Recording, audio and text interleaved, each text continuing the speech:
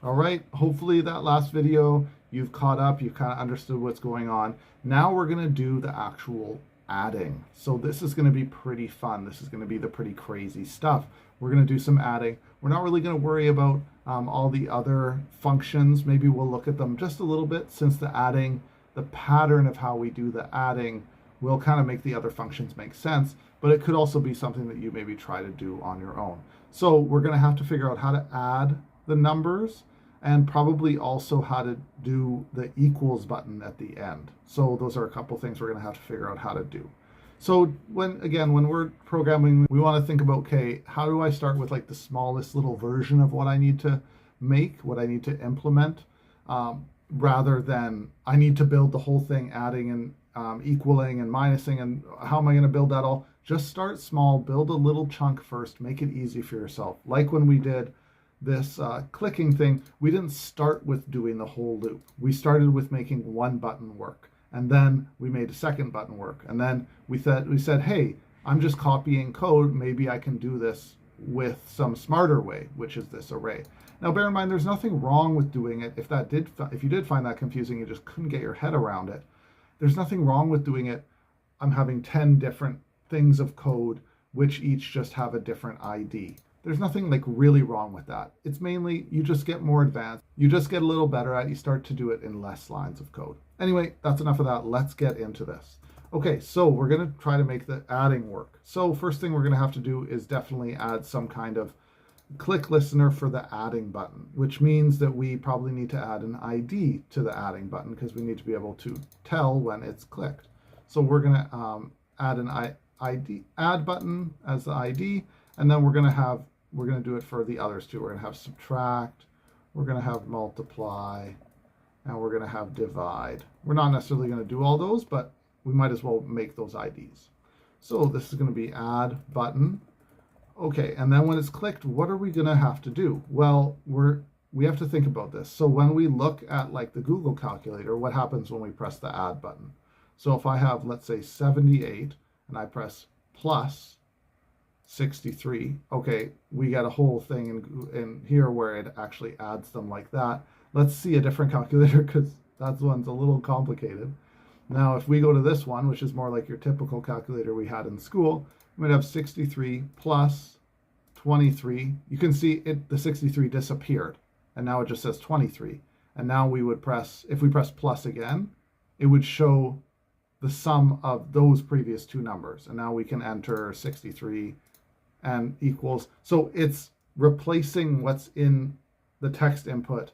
It blanks it out so we can write a new number, and then adds the previous ones together. Okay, that all sounds kind of crazy. Let's try to figure it out by just like doing it. So when we press add, we need to like store what's currently in the text input, because that's what's going to be the base for whatever the user is going to enter in next. So we're going to have something that's basically like let saved number equals, and that's going to be whatever the text input value is. Okay, that's kind of fun. And then what we'll do is we'll clear it so that we have it saved now, and then we're going to clear it. Okay, that's cool. So that works on our first step, where now if I press 658 and I press plus, it just clears it, and we have saved that 658 somewhere. But now what do we do? How do we, press, now if we're going to press equals, how do we get that saved number? So let's say we put something here, which is we want the equals button, and we want to basically add up whatever the user has just put in the text input to the saved number that we've stored, right? Just like here, where if I press 1 and now I press plus, it's saved that 1, and now I put 2. It has 1 saved here, and it knows I entered 2. So when I press equals, it takes the 2 that's in the current view, adds it to the 1 that it's holding, and gets 3, right? So we're going to want to do that same. We're going to have like hold a value, take the current one, and give them back as the sum of both of them. Okay, so I feel like this is confusing, but hopefully you're getting it. It's obviously a lot, so again, don't be afraid to listen to it again. So here we're going to want to get on the one hand, our saved number. We want our saved number that we got from the add button. And the second one, we want the current value. So we want to get the current value out there. And then we're going to do something like current value plus saved number, and that's going to give us our sum. So we have a problem here, which is this saved number is saved only inside this function. So if we try to add the saved number here, and I reload it, and we go 6 plus, and I'm going to bring this down here, 6 plus 2 equals, and when I pressed equals, it says saved number is not defined. So we saw that before in some of like when we were developing, that is not defined means that it doesn't have this value. So that's that thing of scope that we talked about before. So what we can do is we can make a variable outside this that is called saved number. And we're just going to set it to 0 to start, because 0 is easy and we can, it's not going to affect any adding. And now instead of defining saved number inside, we're just going to change the value of this variable that's global, that is available to everywhere in the whole script.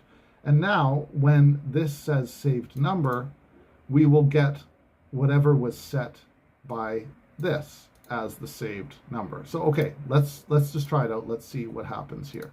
So now we're going to get something. Let's say we say 1 plus 2 equals, says 21. Well, that's not what we expected, right? 1 plus 2 doesn't equal 21. What's happening here, right? Well, what I'm doing is I'm taking the current value, which was 2, because that was the second number I added, and saved number, which was 1, because that was the first number I added, and it's putting them together to 1. So it's doing that concatenation thing rather than adding them. So how can we get it to actually know that these are numbers and they aren't just strings, and we want it to add them? Well, there's a little function in JavaScript that does this, and it's called parse int. And what it does is it will change a string into a number. Now, if you give parse int like a word, like hello, it will give you an error that says like not a number. So it's looking for an actual number, and if it gets that, it will change the type of variable from being a string to being a number. So when they add up, it will actually add them. So let's try this again. Let's try this again, and we do it. 1 plus 2 equals 3. Okay, so it's actually working. So we had to save our saved number, we had to get the current value out, and then we had to actually add them together by changing them into numbers. Okay, so there's a few things. And then we might want to test this a bunch, right? Like maybe we want to test some different things. Maybe we go 1 plus 2 equals 3, and then we clear it, and then we want to go 3 plus 3, and what does it equal? 6. Okay, and then maybe plus 6 equals 12. Cool, it looks like it's working pretty well. Maybe I go 1 plus 2 plus 3, which should be 6, and it gives me 5. Okay, so why is it running into that bug? Well, because the last number that we're saving is just whatever number appears in the text input at that moment. So instead, we're going to have to save that somehow differently. So since with the add button, we're actually clearing the input, well, before we clear the input, we probably want to know if there was already another number that was saved, so that if this saved number isn't just 0, that we make sure that it's adding them. So what we can do is we can go plus saved number here, and we can make sure that this is parse int. Okay, so what we're doing is, in case there's already a saved number, we're adding it to whatever the value already was inside the text input, and that'll prevent us from like losing that value, so that we're keeping kind of a chain of the saved numbers. So now if I save it, I go 1 plus 2 plus 3 plus 3 equals, and you can see here it's 213. Well, that's not right. So that reminds us of that other error. So, what we're doing here is we haven't parsed this original value. So maybe now we need to change this, get current value. We need to now parse int. We need to do the same thing that we do in our equals function.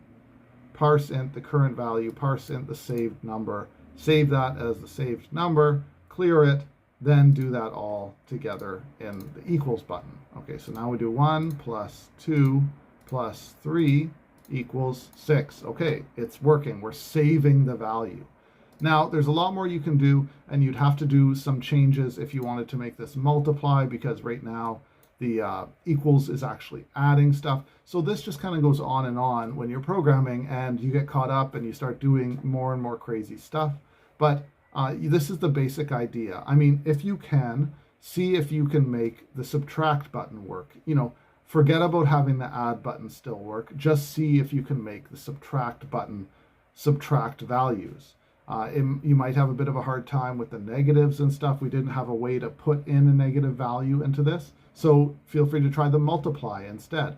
And again, it's helpful to have something like this to work off of, because ours isn't functioning quite the same. You know, ours clears every time rather than putting whatever the sum of the two numbers is. So maybe there's an improvement there to make. Try a few things, try giving it a shot. And in the next videos, we'll start going over, again, some better ways to use CSS, some better ways to use JavaScript. This is just a first sample, and we'll just be moving on from here. So good job getting through this. Hopefully you learned something. Hopefully we're still got you listening and you're still learning.